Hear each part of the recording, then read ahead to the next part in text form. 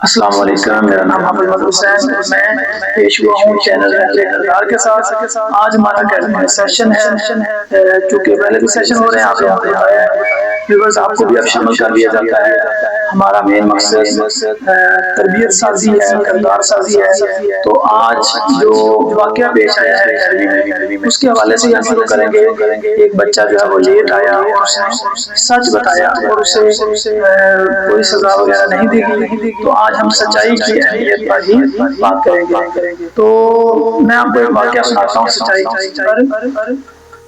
سب سے پہلے پھر سچائی کے بارے میں بتاؤں گا کہ سچائی کتنی لازم ہے ہمارے معاشرے میں۔ ایک دفعہ سقراط کا واقعہ ہے، وہ جو ہے نا ایک جگہ پہ ایک پروگرام میں شامل تھے، ان کا چہرہ تھوڑا سا بدصورت تھا، تو ایک شخص جو ہے وہ ان کو آگے کہنے لگا کہ سقراط تمہارا چہرہ اتنا بدتر ہے جیسے کسی جانور کا۔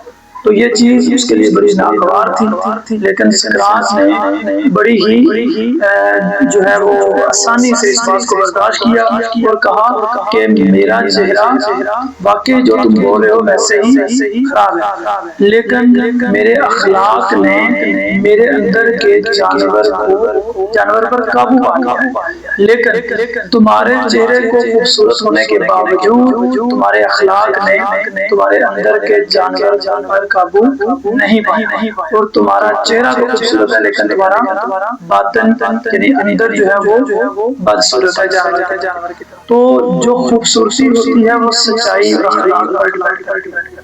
آپ کتنے سچے ہو، کس قدر سچ بولتے ہو۔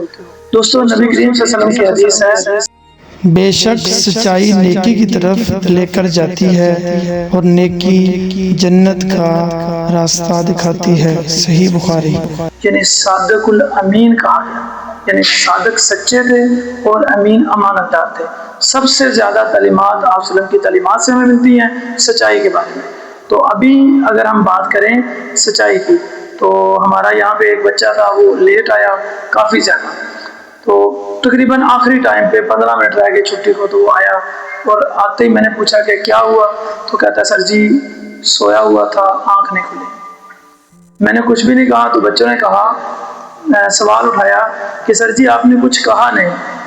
تو میں نے پھر بچوں کو بتایا کہ بیٹا یہ کچھ علیحدہ سے بہانے بھی بنا سکتا تھا، یہ کہہ سکتا تھا میں فلاں جگہ پہ کیا ہوا تھا، ابو نے بھیجا تھا، فلاں ہو گیا، امی نے ایسے کیا تھا، لیکن اس بچے نے بالکل سچ بولا اور کہا کہ میں سویا ہوا تھا، اور اس کے چہرے سے بھی محسوس ہو رہے تھے احساس، تو میں کرنا جلدی اٹھنے کی۔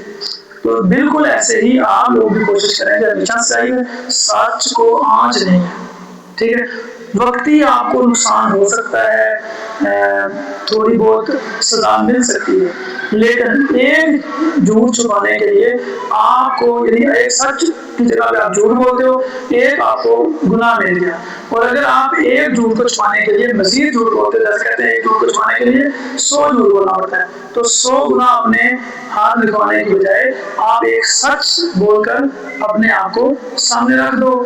آگے اللہ بھی سچ کی مدد کرتا ہے، کیونکہ اللہ تعالیٰ کی طرف سے ہی سچائی کا حکم دیا گیا ہے۔ بچوں، آپ کو سچائی کی اہمیت کا اندازہ ہوا ہے؟